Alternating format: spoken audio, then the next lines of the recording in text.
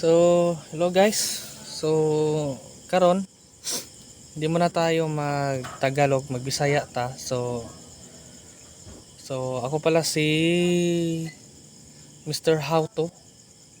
So, ngayon di sa ta mag-tutorial. So, atong buhaton karon is naat ko'y nasagap nga chismis sa social media and other news na daw mohimo daw og new upgrade sa mga cell site. Di nga ang cell site na sa yuta na sa taas ang cell site. So based na sa akong research ni, then kamo na lay magkuan kung unsa inyong opinion sa ako ang ma-share dire sa video. So nakita lang nako ni siya sa articles news sa other platform nga si Globe ito is nakipag collaborate with Starlink. So sa wala na kaila kinsa na si Starlink. Si Starlink ay internet constellation satellite nga naka position siya sa low earth orbit or LEO. So, yun, mao na akong nasagap nga news nga naay maghimo og another event si Globe or new upgrades sa ilang new terminals. So, magdagdag na pog another terminals para sa direct to cell para sa mga smartphone na to nga ginagamit.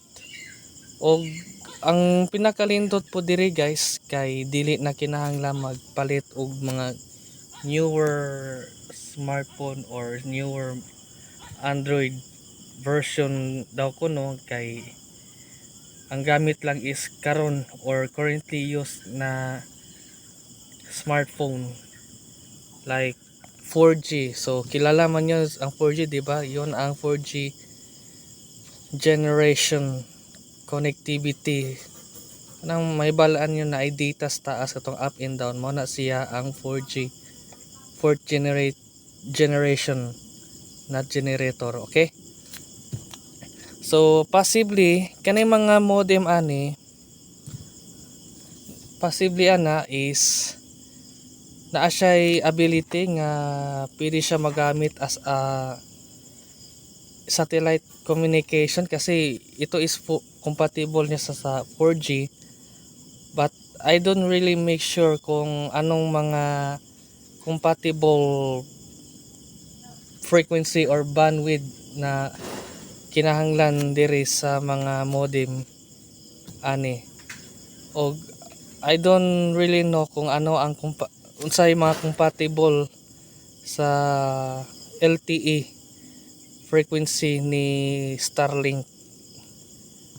So always be update na lang or keep on update sa mga latest ni Starlink na tinatawag na direct to cell, kasi iba-iba tayo ng mga band frequency. Mayroon ding band 38, mayroon band 5 or 4, pero ibang country na yon. Di para sa atin na 1, 3, 5, 28, 40, 41, pero sa other country is wala yan. So iba-iba tayo ng band frequency.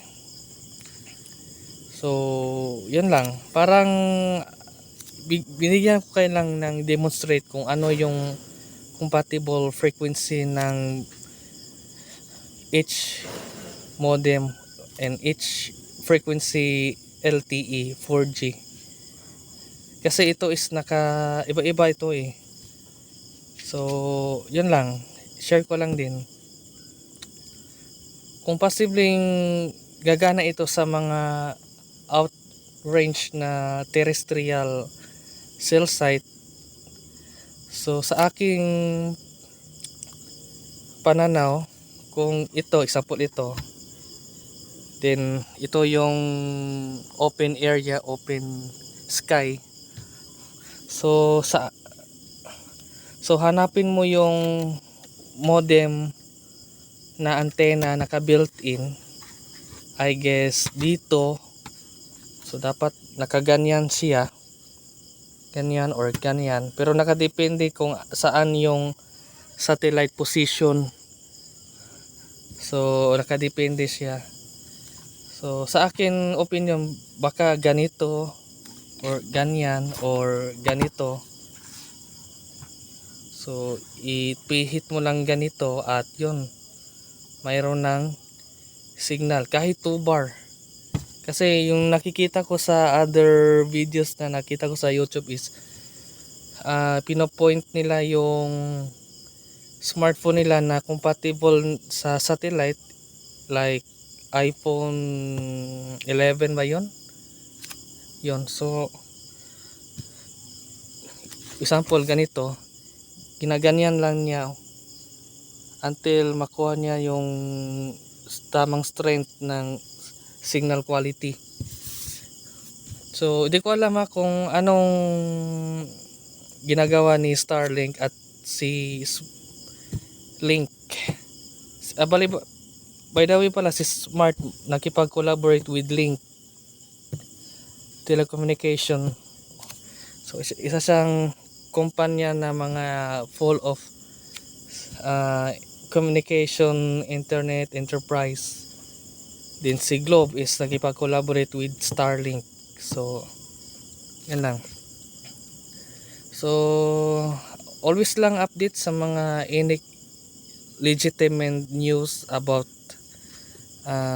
electronics, about sa major telco, kung itong mga existed modem is compatible siya sa direct to cells. Kasi yung gamit nila is LTE, diba? So possibly lang baka ito ang gagamitin nyo for next future years, kung walang any kind of materials or any kind of tinatawag na mga aparatos. So yung mga existed devices like ganito is parang pwede na rin. But let's see if it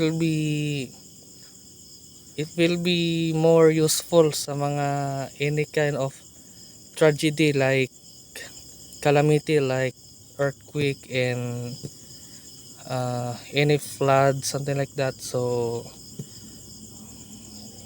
sana gumamit, sana useful itong mga device. Pero always be update, yun lang, kung anong gusto na mga madla. Kasi yun ang ginagamit nila more on emergency situation. Kasi yan ang pinaka-importante. Dapat mayroon kang keep in touch with your loved ones. Always be connected wherever you are. So dapat mayroon kang extra na panangga for communication. So yun lang. Okay, thank you.